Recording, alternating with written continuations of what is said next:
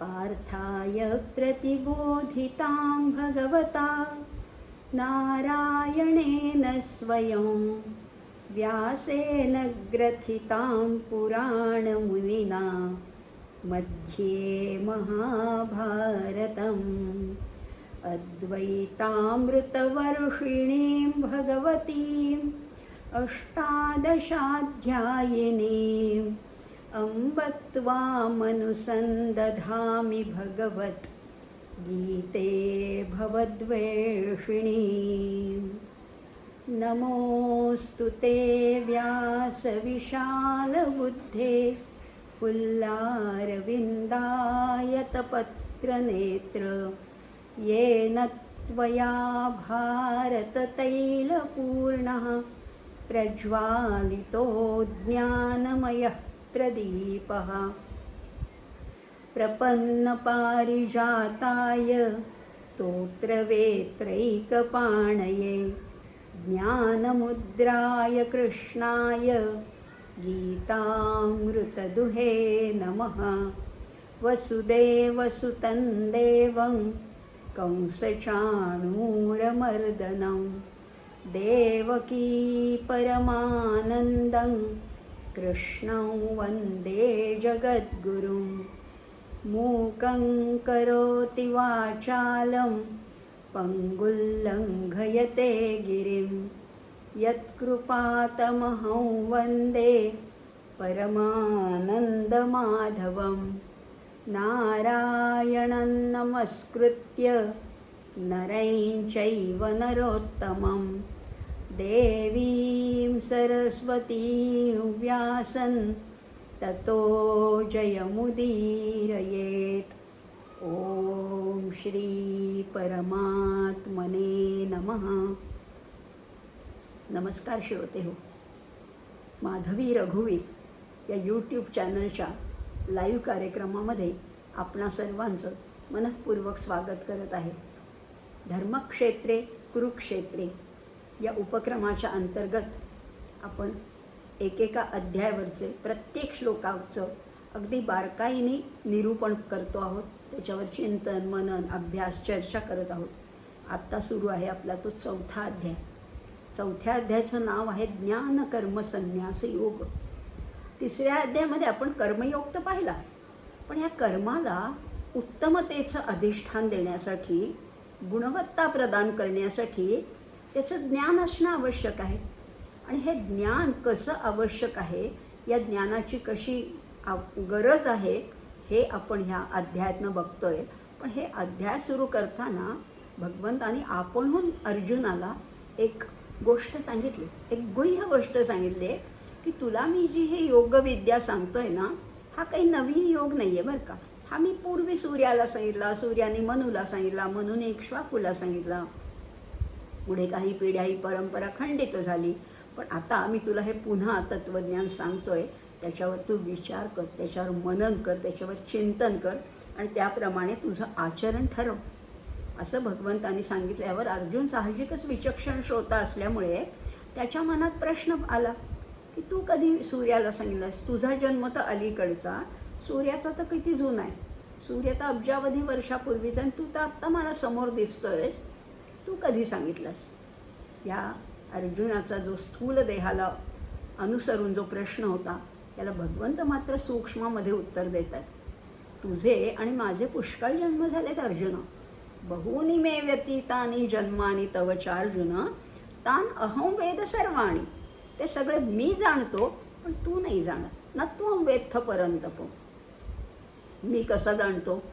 तुला वाटतं की मी मानवी अवतारातला आहे, ते बरोबर आहे, पण हा मानवी अवतार मी कुणासाठी घेतलाय, कसा घेतलाय?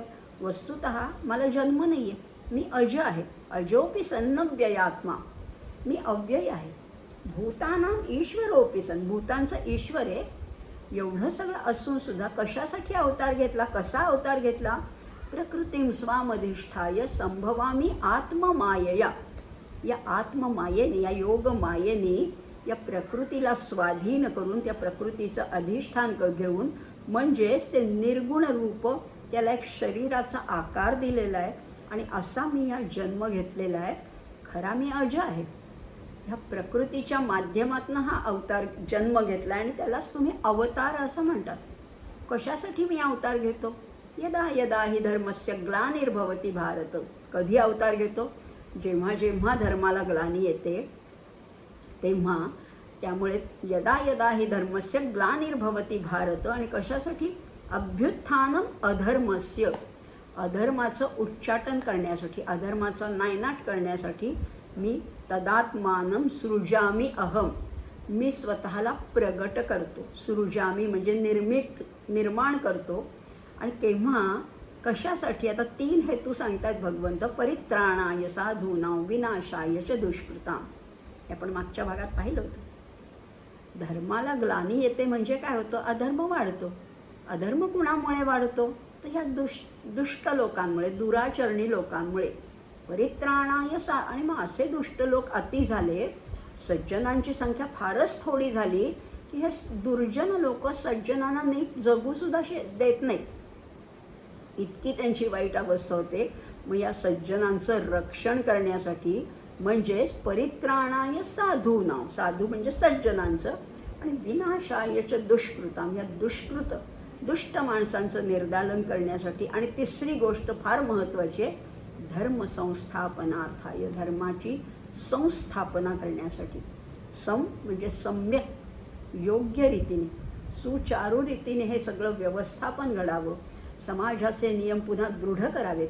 या धर्मसंस्थापनासाठी मी संभवामी, एकदा दोनदा नाही, युगे युगे, प्रत्येक युगामध्ये मी अवतार घेतो. अशी द्विरुक्ती वापरलेली. हेही आपण मागच्या वेळेस पाहिलं. यदा यदा इथेही द्विरुक्ती आहे, युगे युगे इथेही द्विरुक्ती आहे. हे करत असताना आता हेतू सांगितले, त्याचा काळ सांगितला आहे भगवंतानी. आणि पुढे म्हणतायत की तू समजतोयस तसा मी नाही आहे बरं का. जन्म कर्मच मे दिव्यमेवयो वेत्ती तत्वतः. माझा जन्म जसा दिव्य आहे ना, अयोनिज जन्म आहे भगवंतांचा.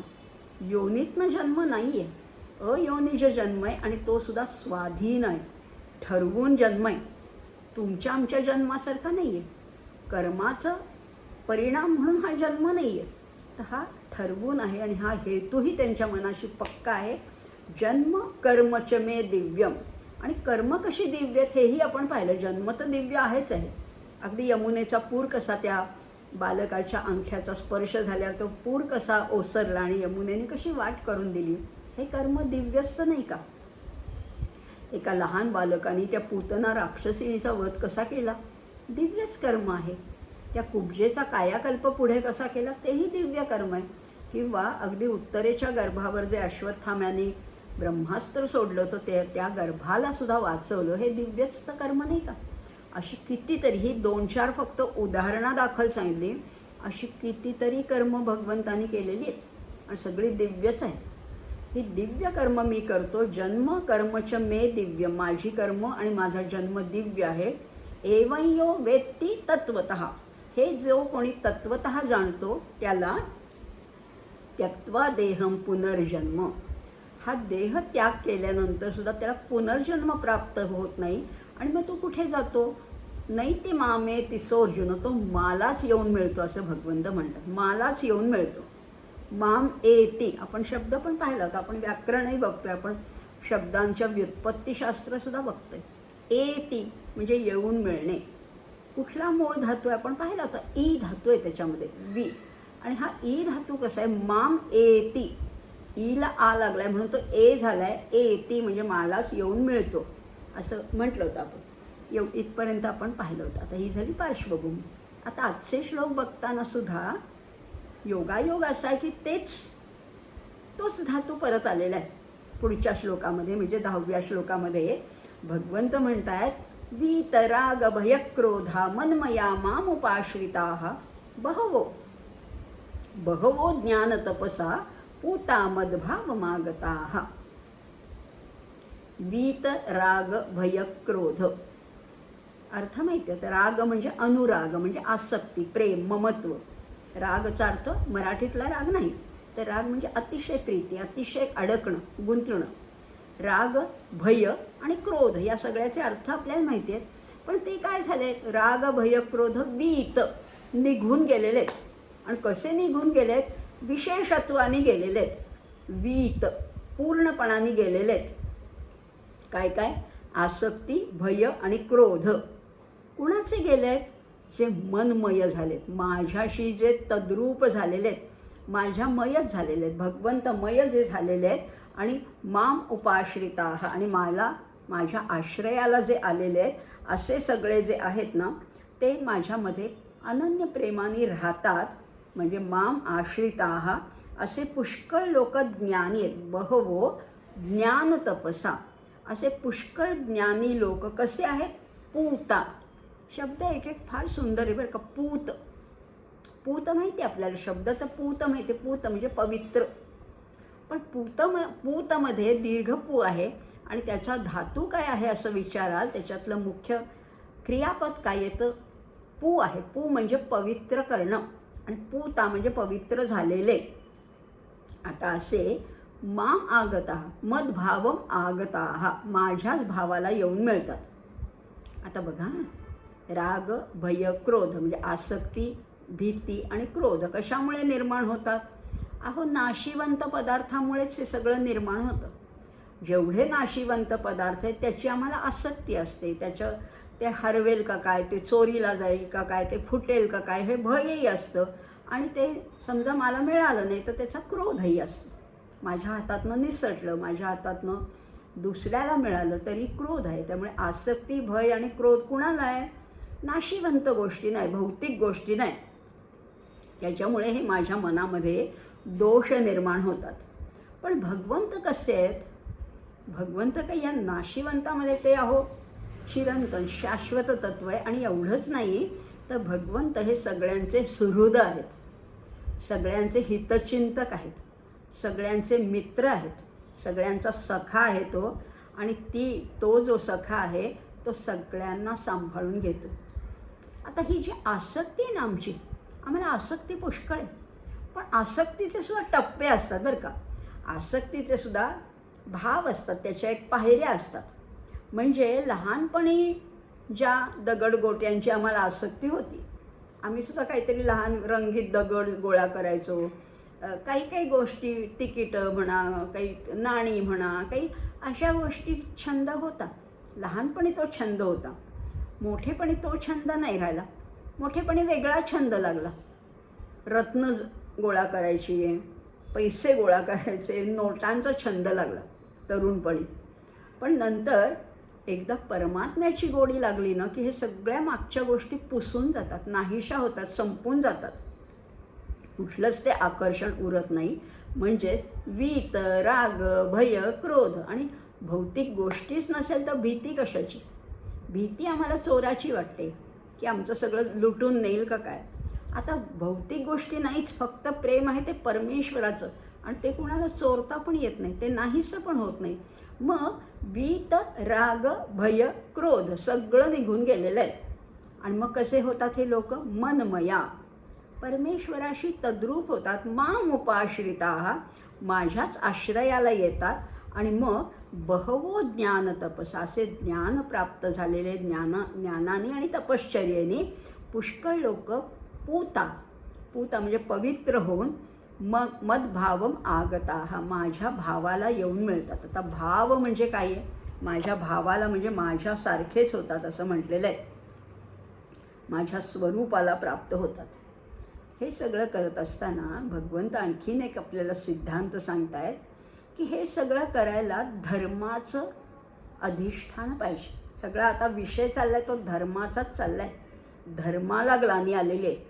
धर्माची संस्थापना करायची. धर्म हा शब्द आपण मागच्या भागात सुद्धा वारंवार पाहिला. धर्माची व्याख्या काय हे सुद्धा पाहिलं. धर्म किती प्रकारचे असतात हेही पाहिलं. गुणधर्म आहे, नीती धर्म आहे, माणुसकीचा धर्म आहे, शेजार धर्म आहे, पतीचा धर्म आहे, अनेक धर्म आपण पाहिले. पण खरं सांगू का, धर्म हा जर का पती असेल तर सदाचार संपन्न नीती ही त्याची पत्नी असायलाच हवी. एखादा मनुष्य धार्मिक आहे आणि नीतिमत्तेने वागत नाही असं शक्यच नाही. जिथे धर्म आहे तिथे नीती आहेच आहे. कारण पतीच्या पाठोपाठ ही पतिव्रता कशी आहे? सदाचार संपन्न नीती त्याच्या मागे जातेच जाते. त्यामुळे धर्म जिथे असेल तिथे नीती असणारच, खात्रीच आहे. त्यामुळे ह्या श्लोकामध्ये संसाराशी स्वचा संबंध विच्छेद केलेला आहे. वीत राग भय क्रोधा आणि मग मामुपाश्रिता असं म्हटलेलं आहे. इथे भगवंताविषयी तल्लीनता आहे, भगवंताशी लीन व्हायचं आहे असंही म्हटलेलं आहे. म्हणून हा श्लोक अतिशय महत्त्वाचा आहे. पुढे ह्यालाच जोडून पुढचा श्लोक आहे. भगवंत म्हणतात, ये यथा मां प्रपद्यन्ते तांस तथैव भजाम्यहं मम वर्त्मानुवर्तन्ते मनुष्याः पार्थ सर्वशः.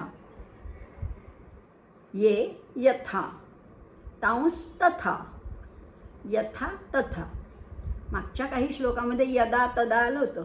इथे यथा आणि तथा आहे, संबंध दाखवलेला आहे. ये यथा, ये म्हणजे जे, यहाचं बहुवचन येते. ये म्हणजे जे लोक यथा मां प्रपद्यन्ते, ज्या प्रकारेने ज्या भावानी मला शरण येतात, तांस तथैव भजाम्यहं, त्यांना तसं तसं मी फळ देतो किंवा तसा तसा मी त्यांना भेटतो, त्या त्या भावामध्ये भेटतो. कारण मम वर्त्मानुवर्तन्ते, मम वर्त्मन अनुवर्तन्ते, माझ्या मार्गानेच मनुष्याः पार्थ सर्वशः, सगळी माणसं माझ्याच मार्गाने येत असतात. मी जसं वागेन तसंच वागतात. त्यामुळे माझ्यावर जबाबदारी आहे, माझ्यावर उत्तरदायित्व आहे की मला चांगलंच वागलं पाहिजे, नाहीतर मी हे केलंच नसतं. खरं म्हटलं तर मला प्राप्तव्य काहीच नाही आहे. न मे पार्थास्ति कर्तव्यं त्रिषु लोकेषु किंचन, आपण 3ऱ्या अध्यायामध्ये पाहिलं होतं. पण मग मी आळशीपणाने वागलो, मला काही कर्म करायचं नाही म्हणून मी आपला हातावर हात ठेवून बसलो, तर सगळे लोक तसे वागतील ना. मला तसं करायचं नाही आहे आणि म्हणून मी ही कर्म करतो आहे. आता हा जो बघा, आता जसा भाव आपण त्या भगवंताविषयी ठेवू, भगवंत तसं तसं रूप घेतात. कसं रूप घेतात? अर्जुनाचा कुठला भाव होता? अर्जुनाचे 2 भाव आहेत. अर्जुन त्याचा सखा पण आहे आणि त्याचा शिष्य पण आहे. पण अर्जुनाचा सख्य भाव भगवंताला अतिशय प्रिय आहे आणि म्हणून अर्जुनाचा भाव सख्याचा होता आणि म्हणून तो त्याचा सखा झाला. आणि नुसताच सखा नाही तर त्याचा सारथी झाला. मित्रासाठी आपण कोणतंही काम करतो नाही का? अगदी आपल्या प्रतिष्ठेला न शोभेसा असला तरीसुद्धा मित्रासाठी आपण, खरा मित्र, खरी मैत्री असेल तर जीवसुद्धा द्यायला तयार होतोच की नाही. तसा भगवंत इथे आता सारथी झालेले आहेत. आणि आपल्याकडे म्हणच आहे, भाव तैसा देव, जसा तुमचा भाव असेल तसा देव भेटतो. शबरीची कथा आपल्याला सगळ्यांनाच माहिती आहे. शबरीने अगदी लहानपणापासून, ती अगदी किशोरवयीन जेव्हा होती तेव्हापासून मातंग ऋषीने तिला सांगितलं होतं की तुझा उद्धार करायला प्रभू रामचंद्र येणार आहेत. या किशोरीची तरुणी झाली, तरुणीची प्रमदा झाली, प्रमदेची प्रौढा झाली, प्रौढेची वृद्धा झाली, तरीसुद्धा प्रभू रामचंद्र आले नाहीत. पण तिच्या मनामध्ये भाव होता की कधीतरी प्रभू रामचंद्र येणार. कुठल्या दिशेने येणार माहिती नाही, कसे दिसतात माहिती नाही, पण जेव्हा ते आले तेव्हा सांगायची गरजच पडली नाही. कारण तिने जे चित्र रंगवलेलं होतं प्रभू रामचंद्रांचं तशाच रूपात ते आले. भक्ताचा जसा भाव असतो तसेच भगवंत तसं तसं रूप धारण करतात असंही म्हटलेलं आहे.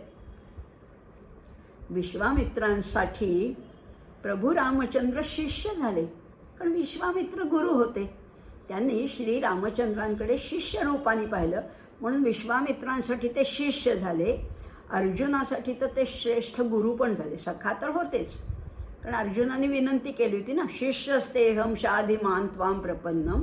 आणि मग भगवंत आता गुरु शिष्य हे नातं आहे, हे गुरु शिष्याचं नातं आहे. सांदीपनीचे सुद्धा भगवान श्रीकृष्ण हे शिष्य झाले. सांदीपनीने त्याला शिष्य रूपात पाहिलं. उद्धवाचा म्हणा, अर्जुनाचा म्हणा, ते सखा झाले. रणभूमीवर त्यांनी सारथ्य केलं, घोड्याला खरारा केला. राजसूय यज्ञाच्या प्रसंगी तर त्या उष्ट्या पत्रावळीसुद्धा उचललेल्या आहेत. भगवंत पडेल ते काम करतात, पडेल त्या रूपामध्ये ज्या भक्ताला जसं रूप पाहिजे तसं ते त्याच्यासमोर प्रकट होतात. अहो, कबीराचे शेलेसुद्धा विणले. कबीराचे विणतो शेले कौसल्येचा राम असं म्हटलेलं आहे. शेले विणायला कोणी मदत केली? प्रभू रामचंद्रांनी केली ना. किंवा जनाबाईला तर ते दळू कांडू लागले, तिची लुगडी धुतली. एवढ्या सगळ्या गोष्टी गजेंद्रासाठी ते धावून आले. किंवा द्रौपदीचा तर भाऊ झाले. एका द्रौपदीने एक चिंधी काय त्याला बांधली. जेव्हा बोटाला रक्ताची धार लागली तेव्हा द्रौपदीने एक आपल्या पदराची फाडून चिंधी काय बांधली. पण त्याच्या अनेक पटीने त्याने तिला वस्त्र पुरवली आहेत ना. तुमचा जसा भाव आहे तसा देव भेटणारच निश्चित. त्यामुळे मात्र तुमच्याकडे शरणागती पाहिजे. ये यथा माम प्रपद्यन्ते. नुसतंच वरवरची भक्ती नाही, वरवरची तोंड देखली नाही, प्रपद्यन्ते संपूर्ण शरणागती असेल तर भगवंत त्या रूपामध्ये निश्चितपणाने दर्शन देतातच देतात. असं एक मंत्रच आहे बरं का. असं म्हटले तुमची श्रद्धा जशी तसं तुम्हाला फळ मिळतं. बघा ना, श्रद्धा पाहिजे. एक श्लोक काय येतो आधी बघूया आणि त्याच्यातलं आणखीन विश्लेषण बघूया. मंत्रे तीर्थे द्विजे देवे दैवते भेषजे गुरौ यादृशी भावना यस्य सिद्धिर्भवती तादृशी. एखादा मंत्र असतो बरं का, एखाद्या रोगावर म्हणा, सर्पदंशावर, विंचूदंशावर, काहीतरी गोष्ट सापडत नसेल, असे अनेक मंत्र आहेत आणि मंत्र हे सिद्ध केलेले असतात. पण त्या मंत्रावर तुमची श्रद्धा पाहिजे. मंत्रे तीर्थे, तीर्थक्षेत्रावर सुद्धा श्रद्धा पाहिजे. द्विजे ब्राह्मणावर, देवे देवावर, दैवतावर, भेषजे औषधावर आणि गुरूंवर, या 7 गोष्टींवर तुमची जेवढी श्रद्धा असेल तेवढं तुम्हाला फळ मिळतं. जेवढी तुमची श्रद्धा तेवढं फळ शतगुणित होतं. साधंच उदाहरण बघा ना, आपण डॉक्टरांकडे जातो, श्रद्धा असली तर तो लवकर गुण येतो.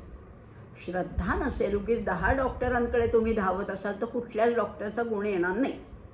पण अशी जेव्हा श्रद्धा असते की ह्या डॉक्टरांवर माझा पूर्ण विश्वास आहे, अगदी त्यांनी विष दिलं तरी ते मी औषध समजून घेईन, अशी श्रद्धा जेव्हा असते, ते औषध काही एवढं भारी असतं असं नाही, पण तुमची श्रद्धाच तुम्हाला तारून नेते.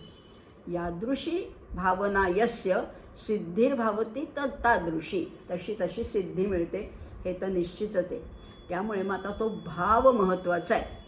आता बघा ना, हे अनंत ब्रह्मांडांचे स्वामी असून सुद्धा आपल्या भक्तासाठी, सख्यासाठी किती धावून जातात.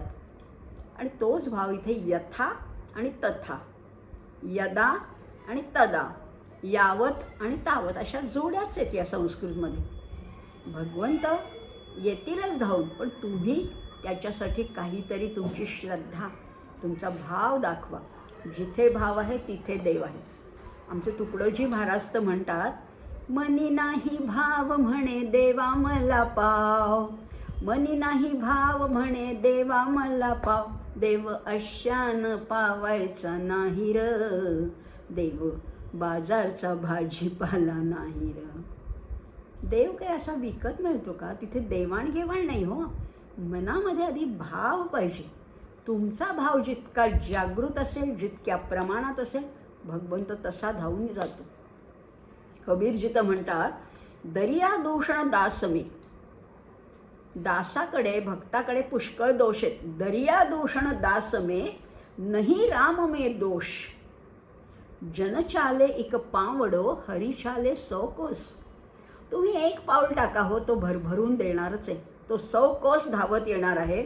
इतकी शरणागती पाहिजे, इतका तो भाव पाहिजे. आणि एवढं असेल तर मम वर्तमानुवर्तन्ते, लोक बरोबर माझंच अनुकरण करतील, माझ्याप्रमाणेच आचरण करतील. आता हे कुणाला सांगतायत भगवंत? अर्जुनाला सांगतायत की तू पण असाच वाग बरं का अर्जुना. तू पण जशा भक्तांनी जशी हाक मारली तसा मी धावून गेलो. ज्या रूपात हाक मारली त्या रूपात मी प्रगट झालो.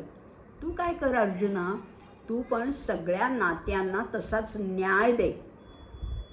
चांगला मुलगा हो, सुयोग्य असा पती हो, चांगला भाऊ हो आणि अभिमानरहित होऊन निस्वार्थपणाने सगळ्यांची सेवा करायची. हेच तत्त्व सांगण्यासाठी तुला मी हा उपदेश केला. ये यथा मां प्रपद्यन्ते तांस तथैव भजाम्यहं, मम वर्तमानुवर्तन्ते मनुष्याः पार्थ सर्वशः. एक म्हणजे तुझा संपूर्ण भाव अर्पण करायचे. भगवंताला अर्पण करायचं आहे, भावही अर्पण करायचं आहे आणि भारही अर्पण करायचं आहे. पण तो भाव कसा हवा? सात्विक हवा. त्याच्यामध्ये परीक्षा घेण्याचा, कसोटी घेण्याचा स्वभाव नसावा.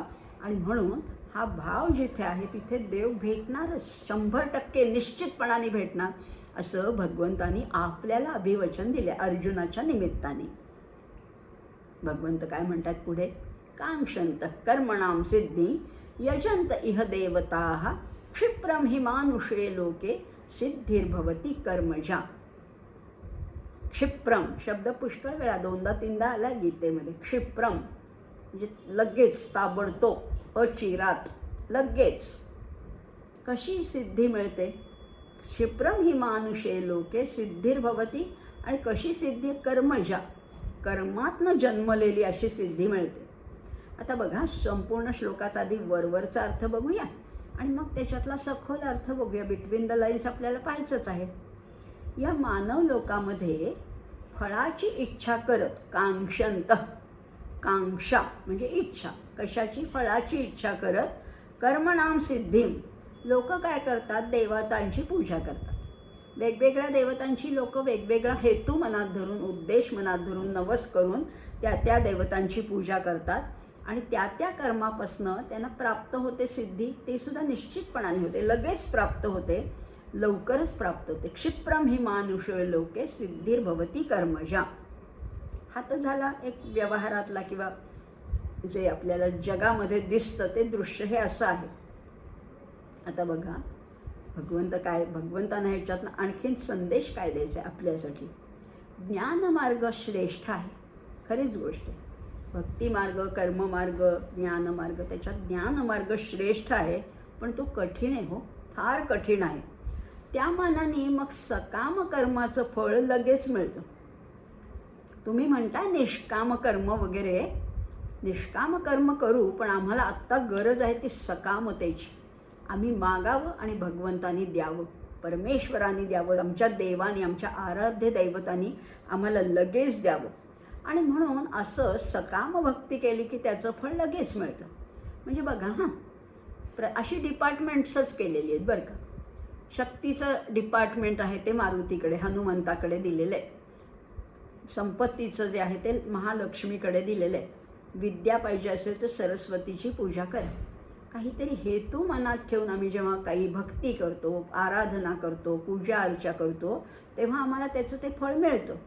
मग बरं आहे ना, तो शॉर्टकट वाटतो आम्हाला. तो ज्ञानाचा लांबचा वळसा कशाला घालायचा? आम्हाला शॉर्टकट नेहमीच आवडतात आणि म्हणून पुष्कळ लोक त्या मार्गाने जातात. सकाम, हे मी देतो आणि हे तू मला त्याच्या बदल्यात दे, आणि देव देतात सुद्धा बरं का. आणि हा ज्ञानमार्ग मात्र कठीण आहे. त्याच्या प्री-रिक्विजिशनसुद्धा कठीण आहेत. त्याच्यासाठी पहिली पाहिजे चित्तशुद्धी पाहिजे. चित्तशुद्धी हवी आणि मग अशी चित्तशुद्धी झाली की मग त्या सकामतेचं ॲट्रॅक्शन वाटत नाही, आकर्षण संपूनच जातं. काही मिळवण्यासाठी पूजा करावी, भक्ती करावी असं वाटतच नाही, कामनाच उरत नाही आणि मग असा भक्त आपोआप तो निष्काम होत जातो. पण अशी गोष्ट आहे की हा ज्ञानमार्ग आहे लांबचा, कठीण आहे, लांबून आहे, दूरचा आहे, पण विश्वासार्ह आहे, खात्रीचा आहे. 100% तुम्हाला यश मिळणारच आहे. आणि म्हणून शॉर्टकट नको. परमार्थात तर नको, पण व्यवहारात सुद्धा नको. पण माणसाचा स्वभाव असा आहे की कमी कष्टामध्ये आम्हाला जास्त फळ पाहिजे असतं. आम्ही कष्ट कमी करू पण आम्हाला पुष्कळ मिळवायचं असतं. आणि हे घडतं कशामुळे? हे सगळं घडतं ते प्रकृतीमुळे. प्रकृती कशी आहे? ती त्रिगुणात्मक आहे. आणि जेव्हा आमचा तमोगुण बळावतो, सत्वगुण थोडासा कमी होतो, तेव्हा आम्हाला वाटतं की कमी कष्टामध्ये आम्हाला भरपूर फळं मिळावे, आमच्या मनासारखं घडावं.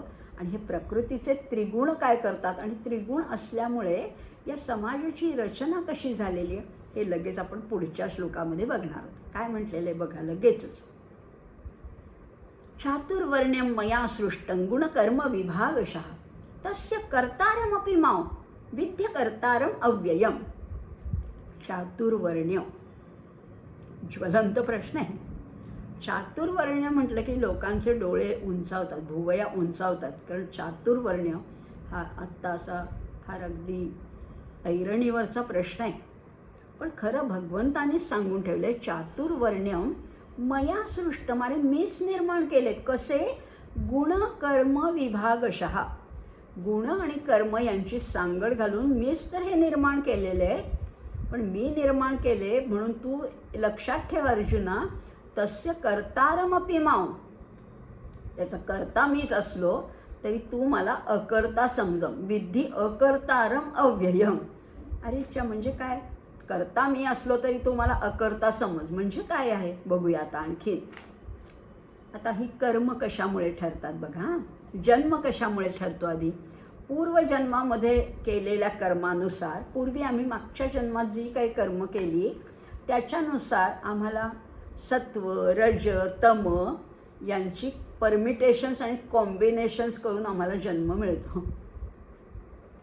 एकासारखा दुसरा माणूस नाही आहे बरं का. ह्या जगामध्ये एकासारखा दुसरा माणूस नाही आहे, कारण ह्या सत्व, रज, तम गुणांच्या कितीतरी छटा आहेत या जगामध्ये, या सृष्टीमध्ये, या समाजामध्ये.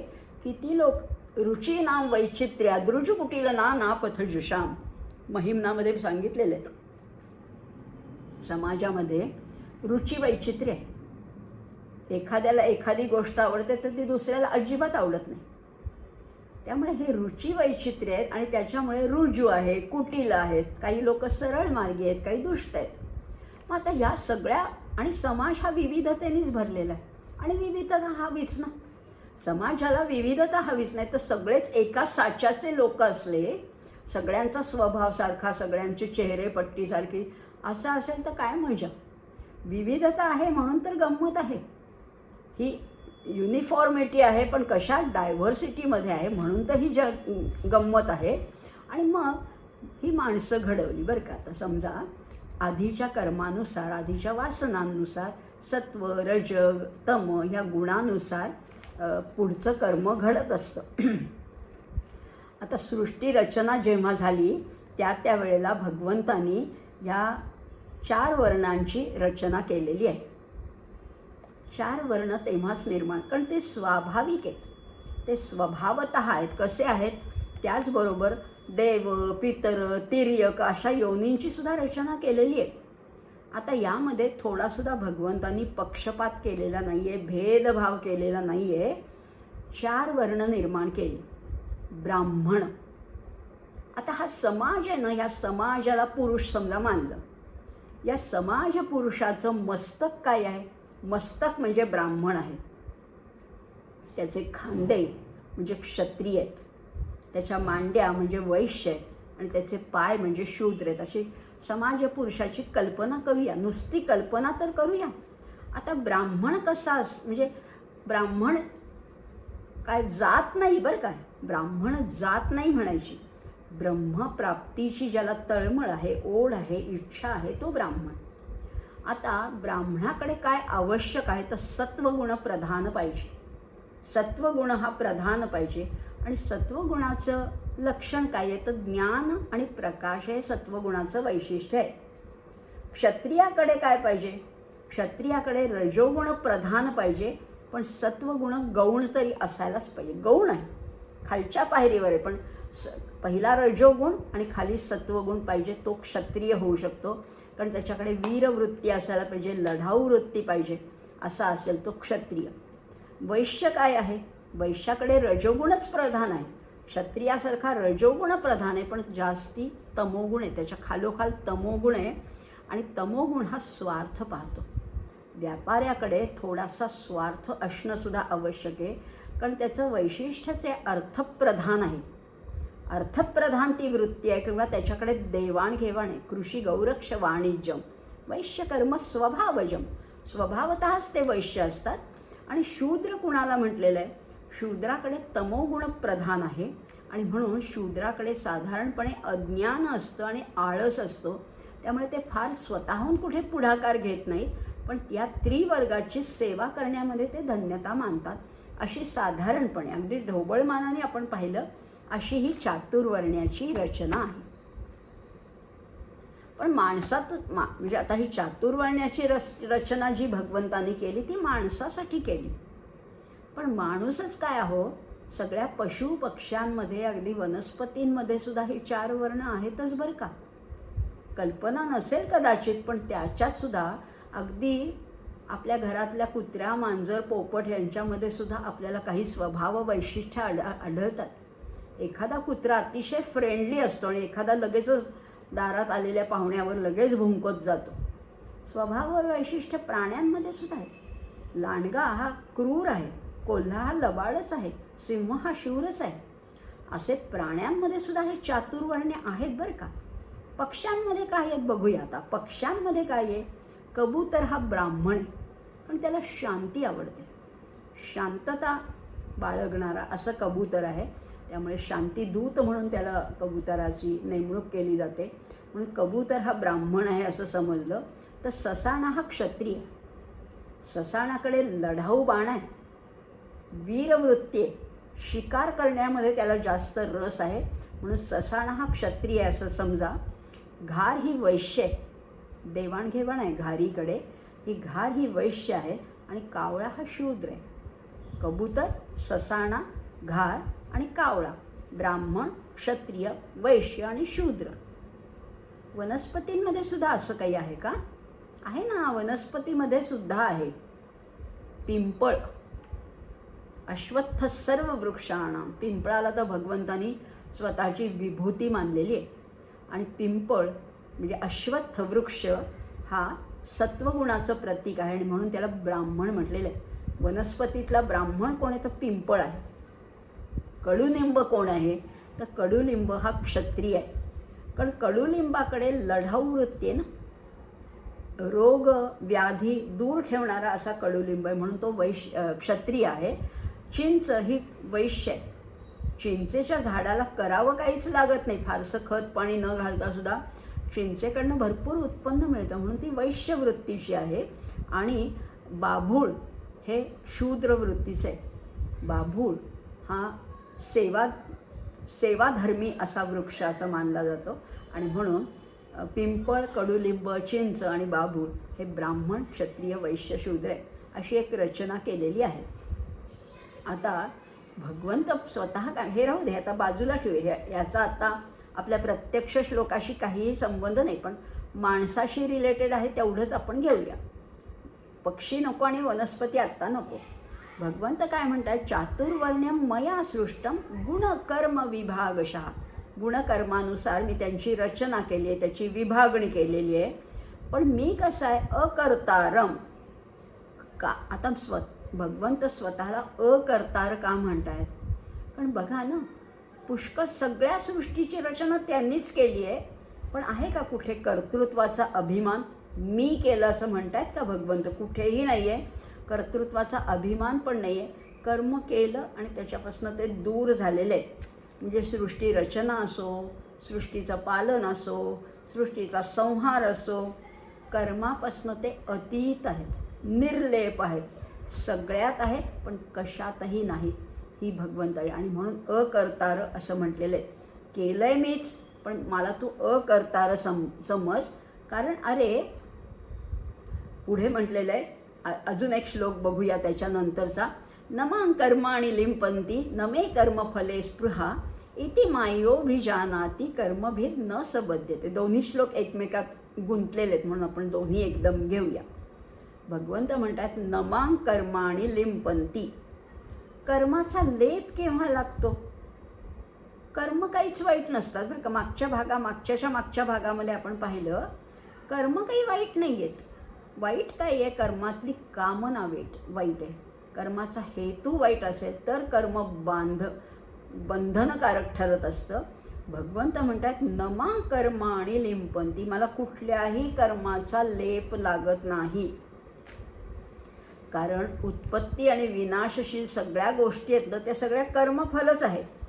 नमे कर्मफले स्पृहा. मला कशाची स्पृहासुद्धा नाही. स्पृहा शब्द बघूया ना, त्याचाही अर्थ बघूया. मला त्याची इच्छा नाही आहे असं साधा अर्थ बघूया. इति मायोभिजानाति. असं जो कोणी माझं तत्वतः रूप जाणतो तो सुद्धा कर्मभिर न सबध्यते, त्यालाही कर्माचा लेप लागत नाही. आता ह्या श्लोकाचा झाला शब्दशः अर्थ. आता मला कर्माची स्पृहा, कर्मफलाची स्पृहा नाही म्हणजे काय आहे? आधी स्पृहा शब्दाचा अर्थ बघूया, नाही का? स्पृहा नाव लोक हल्ली फार हौसेने ठेवतात. चांगलंच आहे. अर्थ काय आहे? इच्छा. म्हणजे बघा ना, आशा, कामना, मनीषा हे शब्द सगळे चांगलेच आणि ही मुलींची नावं आहेत. स्पृहा, आकांक्षा ही सुद्धा नावच आहेत. पण एक एक शब्दाला शेड्स आहेत. कामना जरा वेगळी आहे, आशा वेगळी आहे, वासना वेगळी आहे, कल्पना वेगळी आहे, स्पृहा वेगळी आहे आणि आकांक्षा वेगळी आहे. सगळ्या इच्छेचंच ही सगळी रूप आहेत आणि थोडा थोडा फरक आहे. आणि स्पृहा कशी आहे सांगू का? स्पृहा साधारणपणे आपण एखाद्या व्यक्तीला गौरव करताना म्हणतो की हे फार निस्पृह आहेत. निस्पृह आहेत म्हणजे ह्यांना कशाचीही स्पृहा नाही आहे. पण फार कमी वेळा स्पृहा हा शब्द पॉझिटिव्हली वापरला जातो. साधारणपणे तो निगेटिव्हली वापरला जातो, कारण त्याचा अर्थ आहे की काहीही न करता सगळं मिळण्याची इच्छा करणं ही स्पृहा आहे. मी काही करेन असं नाही आहे. आकांक्षा मला फार चांगली एक शेड आहे बरं का. आकांक्षामध्ये मी भरपूर कष्ट करेन आणि त्या श्रेष्ठ स्थानापर्यंत जाऊन पोचीन, ही आकांक्षा आहे. पण स्पृहामध्ये मी नाही काही करणार, पण मला सगळं मिळावं अशी थोडीशी एक भावना असण्याची शक्यता आहे.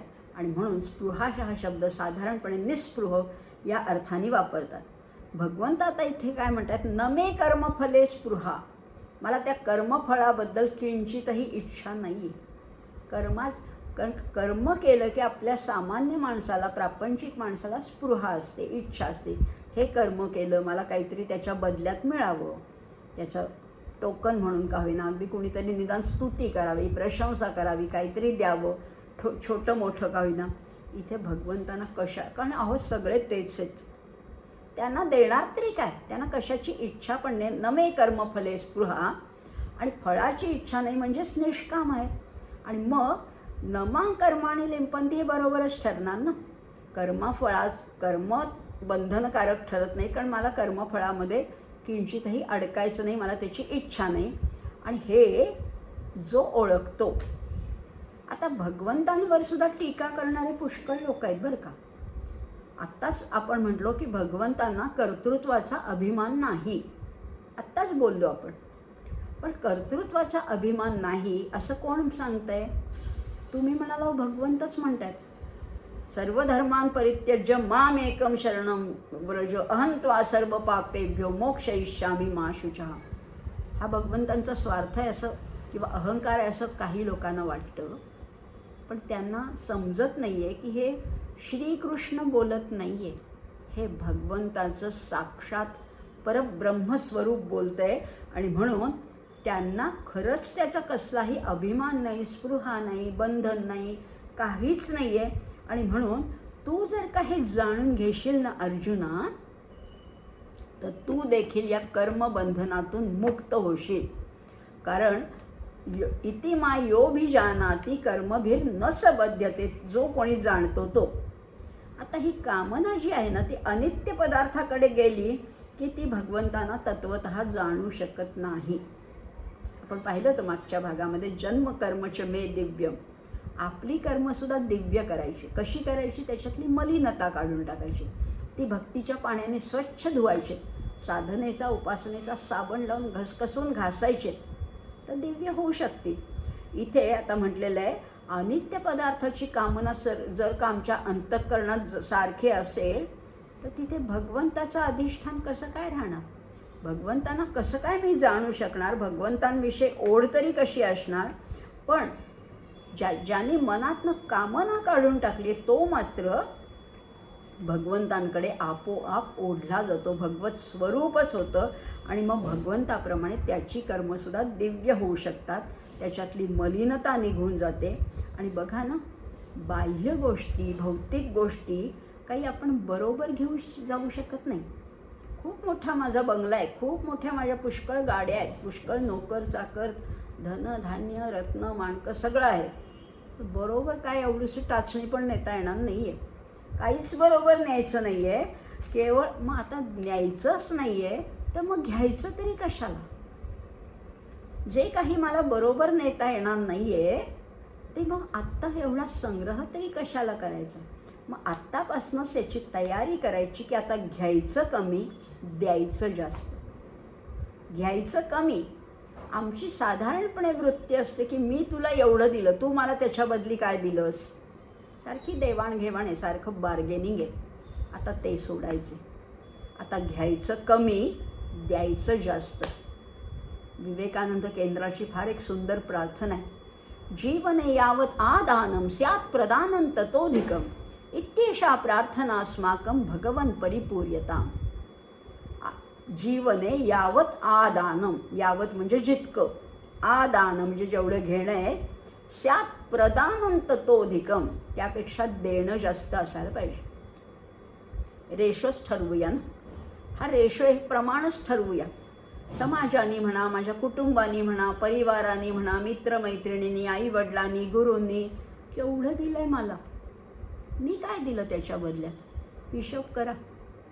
हिशोब करूया आपण. मी काय दिलं? त्या मानाने मी खूपच कमी दिलं. या समाजाने मला जे भरभरून दिलं आहे त्या मानाने मला काहीच देता आलं नाही. मी तोकडी पडले, मी थिटी पडले, मी कमी पडले.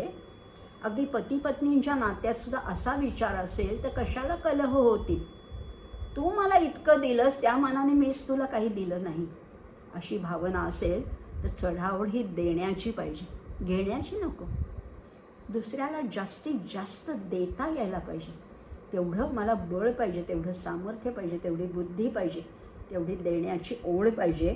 असं असेल तर मग हळूहळू काय होतं, त्या कर्माशी, त्या पदार्थाशी एकदा संबंध विच्छेद झाला, ओढ संपली ना मनातली, की संबंध संपतोच.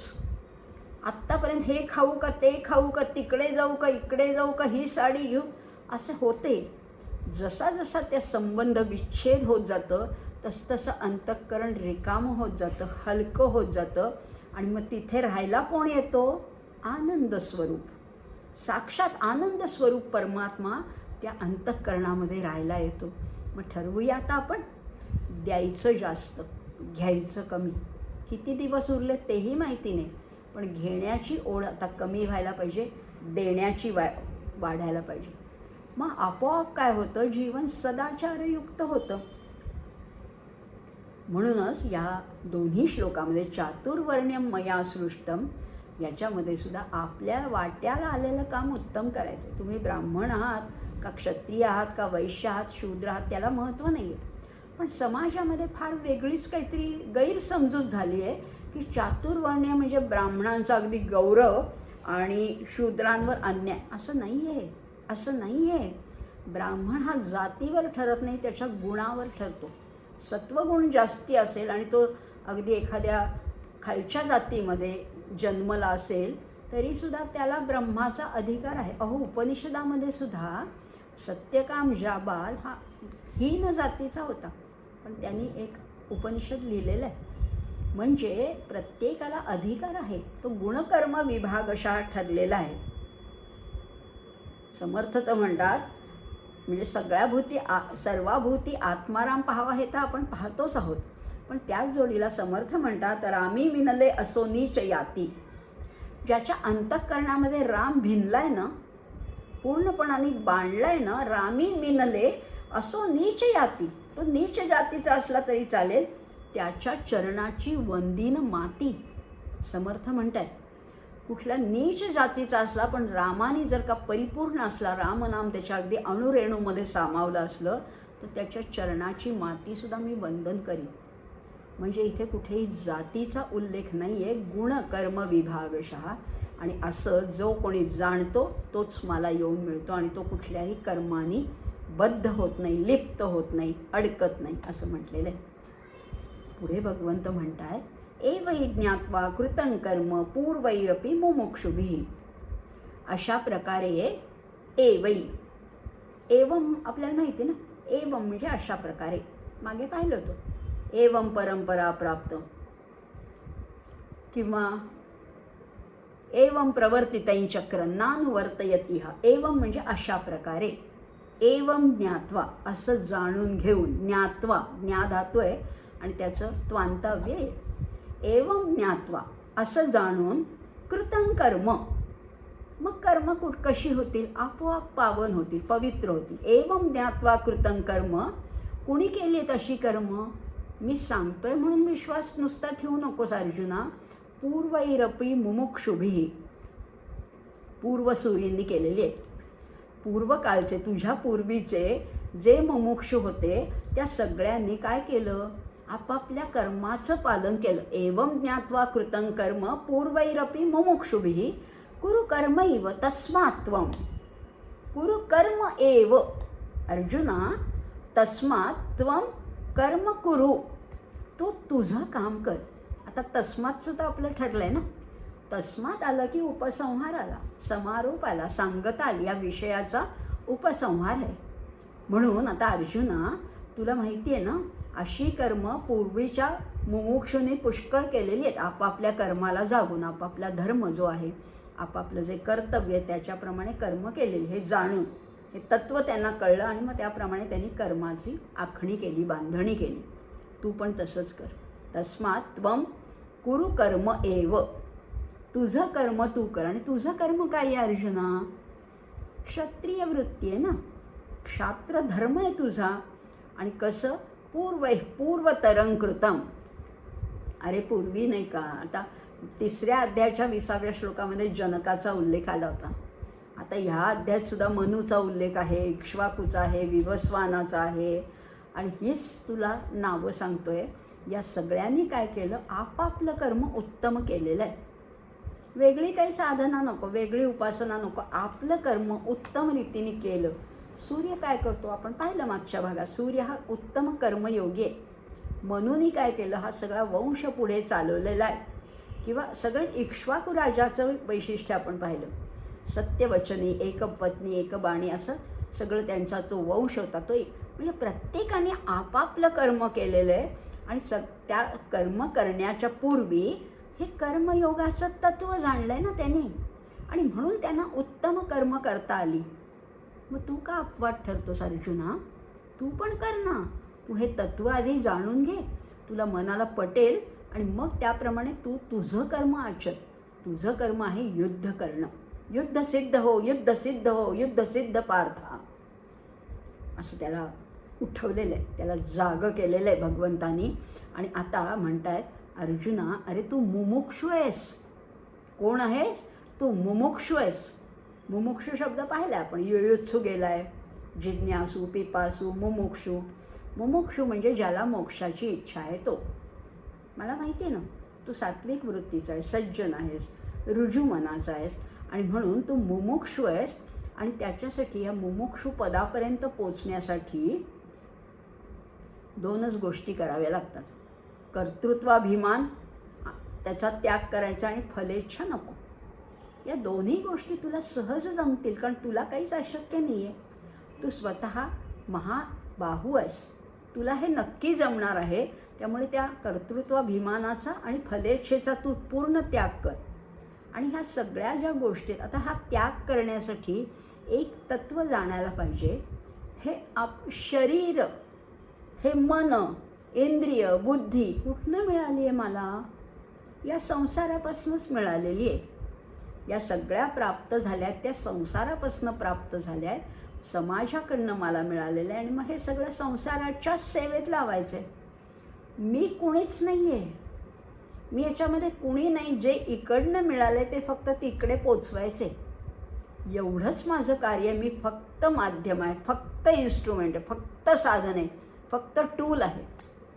एवढी जर का वृत्ती जेव्हा बाणेल, जेव्हा हे पटेल, मनामध्ये घट्ट रुजेल, तेव्हा आपोआप तसेच कर्म होतील जे मला मिळाले. रूप असेल, संपत्ती असेल, वक्तृत्व असेल, विद्वत्ता असेल, जे काय मिळाले ते सगळं मला समाजासाठी द्यायचं. ज्या ईश्वराने मला हे दिलं आहे त्या ईश्वरालाच हे सगळं अर्पण करायचं. त्वदीय वस्तू गोविंद तुभ्यम समर्पये, तुलाच हे सगळं अर्पण करायचे.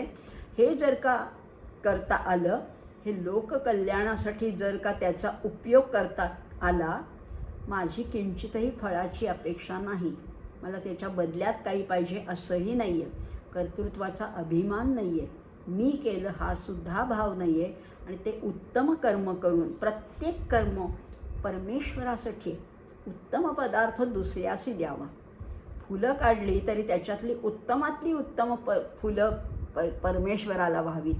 उत्तम पदार्थ दुसऱ्याला द्यावा. असं जर का आपली भावना असेल, सगळं समाजासाठी, सगळं ईश्वरासाठी, सगळं राष्ट्रासाठी, सगळं देशासाठी जर का मी कारणी लावत गेलो, माझ्या पूर्ण निस्वार्थी होऊन गेलो, तर मग कुठल्याही कर्माचं बंधन पडणार नाही.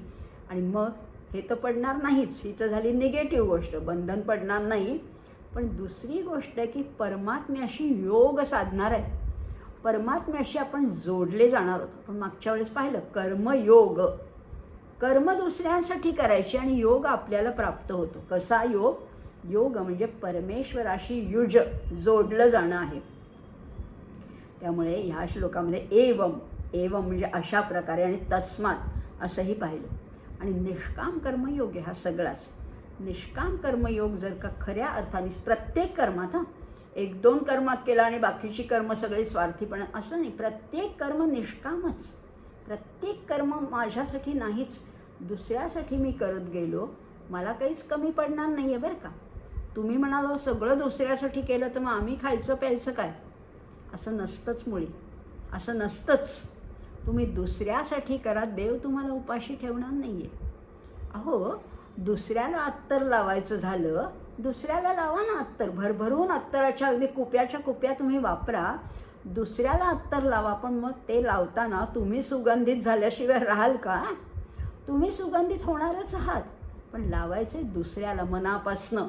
तुम्ही सुगंधित होणारच आहात. आपल्याच अंगाला चोपडून नाही घ्यायचं. सगळी कर्म दुसऱ्यासाठी केली की तुम्हाला त्याचा काहीतरी भाग मिळेलच, समाधान मिळेल, आनंद मिळेल, आणि तो परमेश्वर तुमच्याकडे राहायला येईल. हा निष्काम कर्मयोगाचा भाव या 15व्या श्लोकामध्ये सांगितलेला आहे. भगवंत म्हणतात, पुढचा श्लोक, किं कर्म किम कर्मेति कवयो अपि अत्र मोहिताः.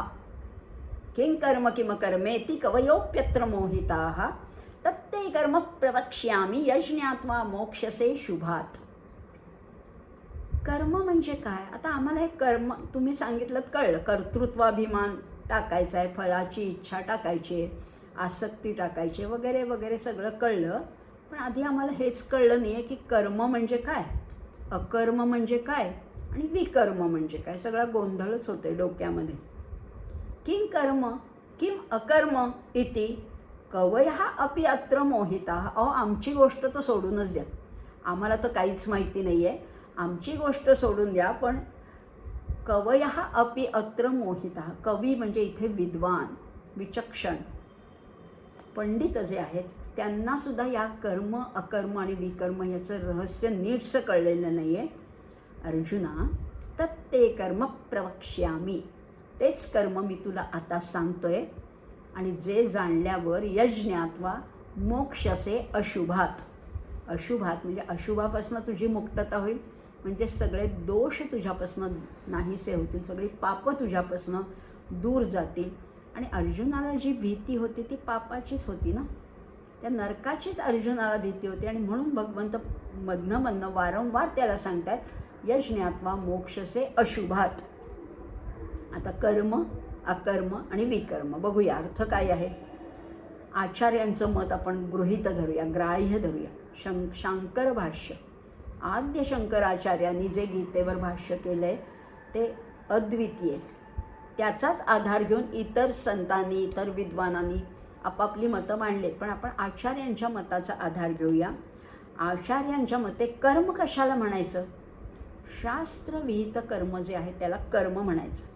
शास्त्रविहित म्हणजे वर्ण, आश्रम, परिस्थिती, स्वभावानुसार जे कर्म करणं योग्य आहे ते शास्त्रविहित कर्म आहे. मी विद्यार्थिनी असेल तर अभ्यास करणं माझं कर्म आहे. मी तरुणी असेल तर माझं घर सांभाळणं माझं कर्म आहे. मी प्रौढ स्त्री असेल तर माझ्या घरातल्या सगळ्यांची काळजी घेणं, स्वयंपाक करणं, घराची स्वच्छता हे माझं कर्म आहे. प्रत्येक वळणावरती कर्म धर्म बदलत असतो.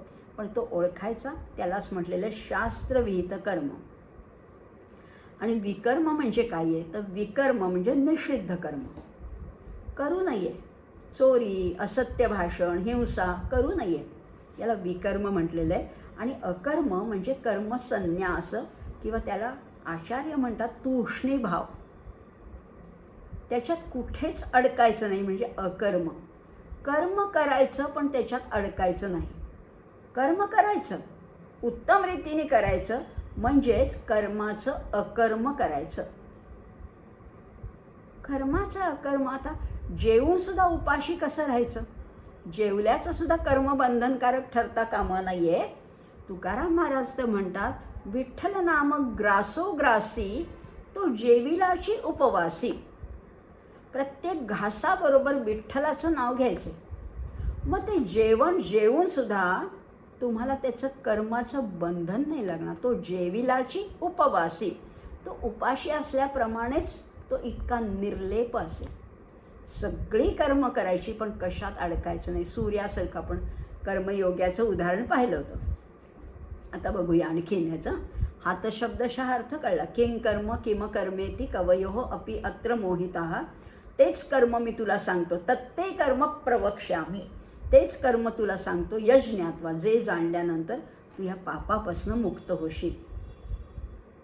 आता बघा, कर्म कळणं एक वेळ सोपं आहे, पण कर्म आचरणात आणणं कठीण आहे. आणि हे कर्माचं रहस्य जाणून घेताना विद्वान कवीसुद्धा मोहित होतात. त्यांनाही नीटसं काही कळत नाही, त्यांचाही गोंधळ उडतो. कारण काय होतं, हा इंद्रियाचा जो पिंजरा आहे ना, तो सोडून काही आम्हाला बाहेर पडता येत नाही. सगळी द्वारं उघडी आहेत. खरं म्हटलं तर ही 10 द्वारं आहेत. नवद्वारे पुरे देही. हे 9 द्वारं तर आहेच आहेत. 2 कान, 2 डोळे, 2 नाकपुड्या, 1 मुख, हे 7 तर वरती आहेत. एक मलमूत्र विसर्जनाची 2 स्थानं खाली आहेत. ही 9 द्वारं आहेत. नाभीचं एक द्वार आहे 10वं, आणि हे मूर्धेचं दार आहे ते 10वं आहे, आणि नाभीचं आहे ते 11वं आहे. एवढी सगळी दारं उघडी आहेत. खरं तर सगळंच उघडं आहे, पण तो प्राणाचा पक्षी जातच नाही. कबीरजी तर म्हणतात, 10 द्वारे का पिंजडा, तामे पंछी पौन, रहीब को अचरज है, जाए तो अचरज कौन. हा राहतोय हेच आश्चर्य आहे. 10 द्वारं उघडी आहे आणि तरीसुद्धा तो उडून जात नाही आहे, हेच आश्चर्य आहे. असं म्हटलं असलं तरी बघा, आता इंद्रियांचा पिंजरा सोडूनसुद्धा आपल्याला बाहेर पडताच येत नाही, स्वातंत्र्य मिळवताच येत नाही. आम्ही सगळ्यात अडकलेले, उगीच स्वतःलाच अडकून घेतलेलं आहे खरं म्हटलं तर. आणि मग तीच आता कला भगवंत सांगणार आहेत आपल्याला, की ती कला कशी आहे. कर्म सगळी करायची, पण कुठल्याही कर्मात अडकायचं नाही. पोपटपंची नको बरं का. कधी कधी आपण सगळी तत्त्वज्ञानं, सगळे श्लोक बीक पाठ असतात, पण ते तत्त्वज्ञान नुसतं पोपटपंची होते, ते नुसतं पाठांतर, घोकमपट्टी होते. अशी उपयोगाची नाही ना. ते मुरलं पाहिजे, ते आचरणात आलं पाहिजे. एकदा अशीच कथा आहे बरं का. एक जंगल असतं, त्या जंगलामध्ये एक मोठं असं छान बहरलेलं मोठं झाड असतं, आणि त्या झाडावर पुष्कळ पक्षी राहत असतात, भरपूर पक्षी राहत असतात. एकदा तिथे एक पारधी येतो, त्या झाडाखाली ते मोठं त्याचं जाळं पसरतो, आणि त्या जाळ्यावरती काही दाणे टाकतो, ज्वारीचे काही दाणे टाकतो, आणि ते टिपायला ते पक्षी येतात, खाली येतात, आणि त्यांचे पाय त्या नेटमध्ये, त्या जाळ्यामध्ये अडकतात. आणि मग तो सगळे ते पक्षी गोळा करतो, ते जाळं गुंडाळतो आणि घेऊन जातो. ते पक्षी विकून त्याला पुष्कळ पैसे मिळतात. दुसऱ्या दिवशी परत येतो पारधी. असे पुष्कळ दिवस जातात, आणि पुष्कळ पक्षी त्या झाडावरचे कमी होतात. एक वृद्ध म्हातारा असा पक्षी असतो, तो म्हणतो की हे काही बरोबर नाही आहे. हा पारधी रोज येतो आणि सगळ्या पक्ष्यांना आमच्या घेऊन जातो, आमचे भाई बंध आहेत सगळे घेऊन जातो.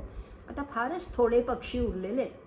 आता आपण असं करूया, पारधी आला ना की कुणीही ते खाली उतरायचं नाही, आणि समजा चुकून कुणी एखादा उतरायला लागला तर इतरांनी त्याला सावध करायचं.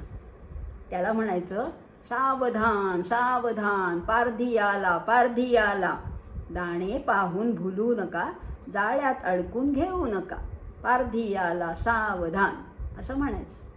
ठरलं. मग दुसऱ्या दिवशी खरंच येतो पारधी. जाळं पसरतो, दाणे टाकतो आणि वाट बघत बसतो की आता येतील पक्षी येतील.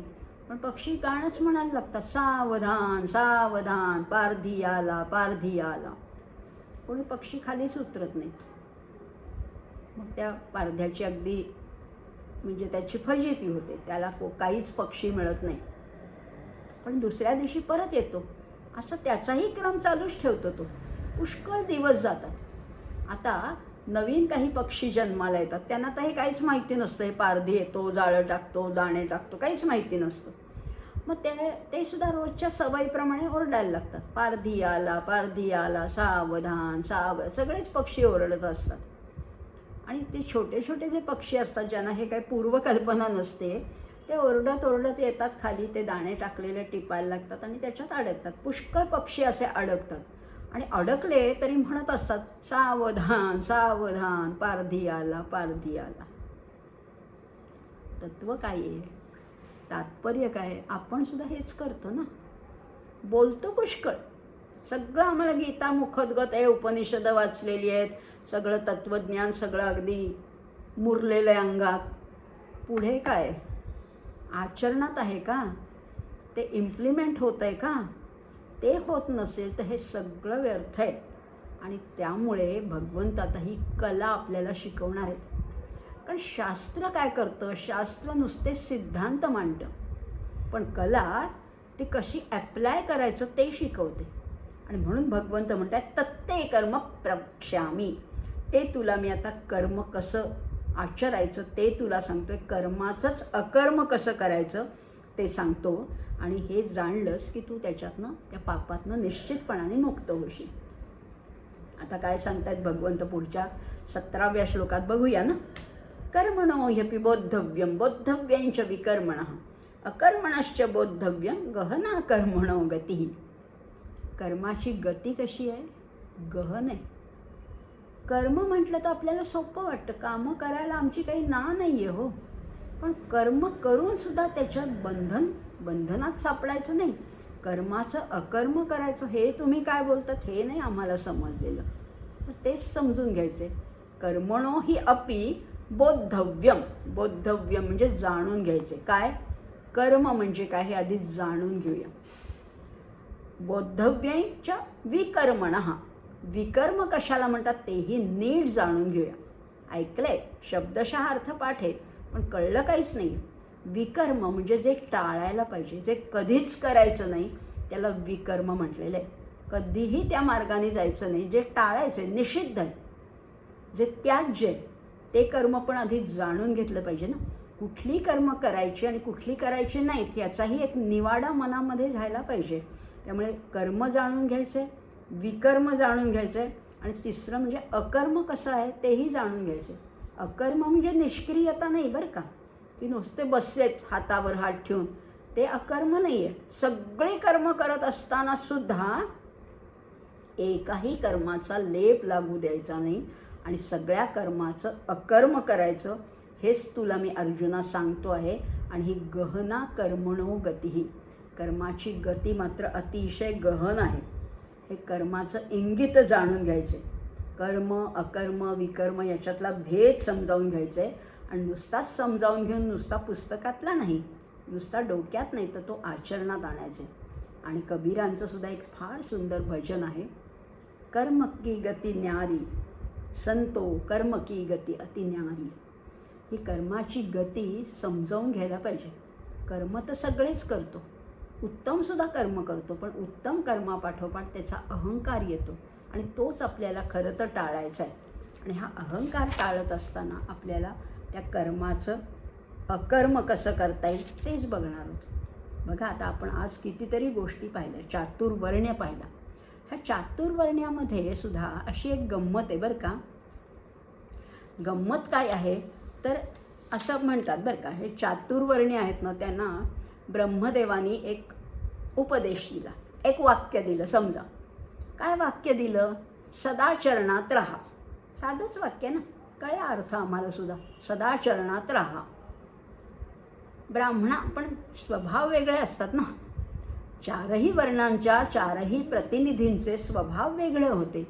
मग ब्राह्मणांनी बरोबर त्याचा अर्थ लावला की सदाचरणात राहा, सत आचरण करा, उत्तम आचरणात राहा तुम्ही सदैव. हे ब्राह्मणांनी उचललं त्याच्यातनं. क्षत्रियांनी काय उचललं? सदाच रणात राहा. सदाचरणात राहा, त्याचं सदाच रणात राहा. आणि रणात राहायला क्षत्रियाला आवडतंच, युद्ध करायला आवडतं, म्हणून त्यांनी तेवढा अर्थ घेतला, सदाच रणात राहा. वैश्याने अर्थ घेतला, सदा चरण्यात राहा. सदा चरण्यात राहा म्हणजे सदा खाण्यात तुम्ही उपभोग घेण्यामध्ये व्यस्त राहा.